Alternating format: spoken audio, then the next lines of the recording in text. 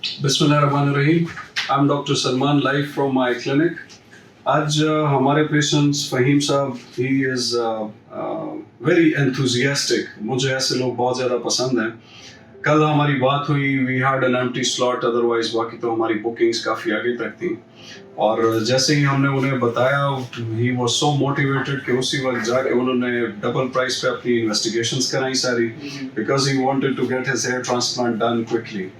तो आज he is here और हम आपके साथ इनका केस फुल डिटेल में शेयर करेंगे। Can you please come closer. यहाँ से आप देख सकते हैं कि इनकी जो अपनी थिनिंग है बालों की, वो तकरीबन ये एरिया है।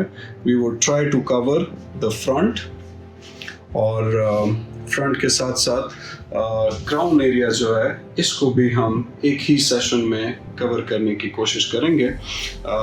बिकॉज अगर सिर्फ फ्रंट हो जाए और क्राउन ना हो तो उसमें भी मज़ा नहीं आता। वी ऑलवेज ट्राई कि हम मैक्सिमम फॉलिकल्स लें, जितने भी हो सकें। आपके डोनर एरिया में जितने होते हैं, we try to get the maximum, और वो फिर हम we place them in the front as well as in the crown.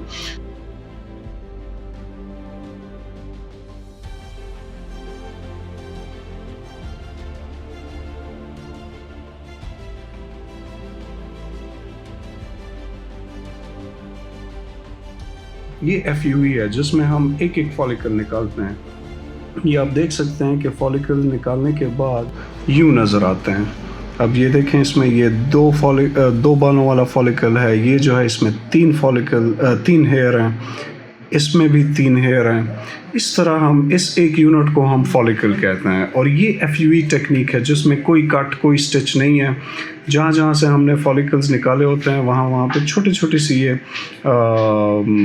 Holes नज़र आते हैं, और ये विदिन 2-3 डेज़ ये बिल्कुल ठीक हो जाते हैं। सो ये सारे वो फॉलिकल्स हैं जो हम सेफ डोनर एरिया से निकाल रहे हैं। इन फॉलिकल्स को फिर हम स्टोर करते हैं, और वो जो स्टोरेज है वो हम कोल्ड सेलाइन जो आइस बॉक्स हमारे पास है, वो यहाँ पे वो स्टोर होते हैं। और यहाँ पे इसके नीचे आइस पड़ी हुई है। उसका फ़ायदा ये होता है कि ये फॉलिकल्स जिंदा रहते हैं, अलाइव रहते हैं। फ़हीम साहब भी यहीं पे हैं, वो भी आपके साथ कुछ बात करेंगे। बेहतरीन, बहुत इजी प्रोसेस है, डरने की बात नहीं है। सबको आना चाहिए। जिस जिसको ज़रूरत है ज़रूर डॉक्टर साहब के साथ रब्ता करें।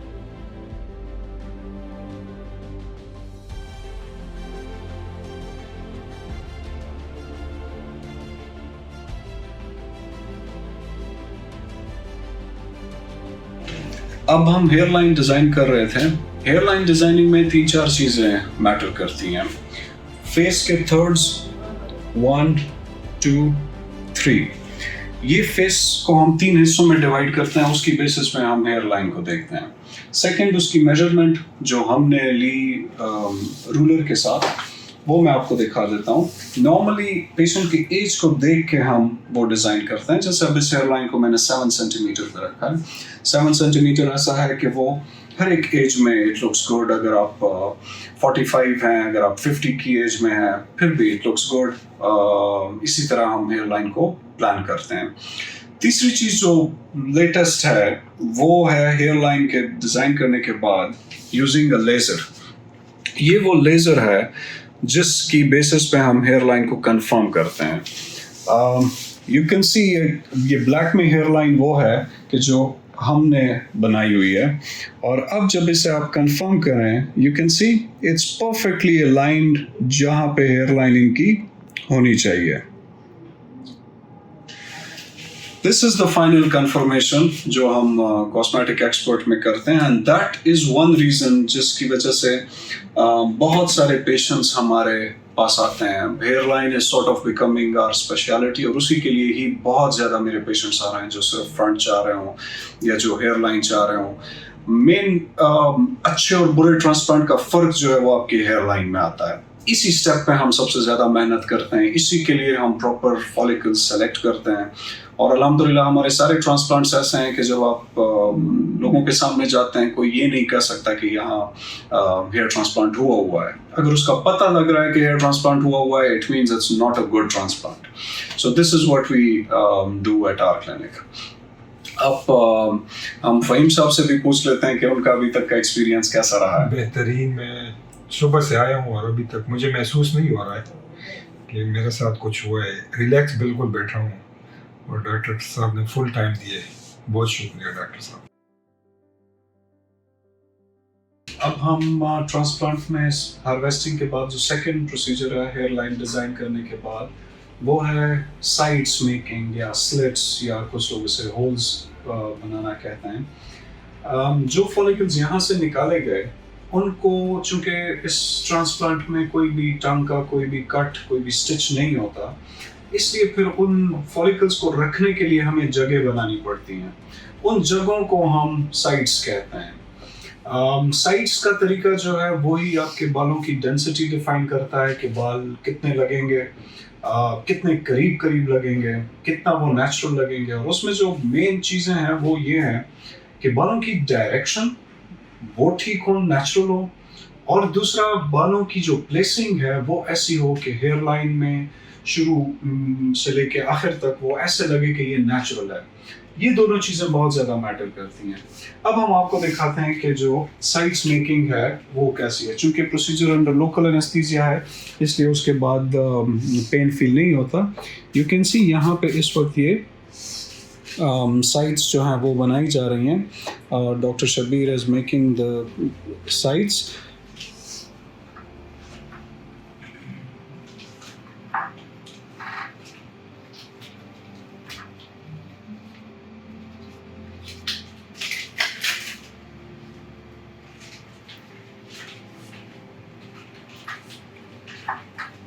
जब ये साइड्स कंप्लीट हो जाएं, हम हेयर लाइन कम्प्लीटली बना लें, उसके बाद हम एक और क्रेप विस्की आपके साथ शेयर करेंगे। Thank you.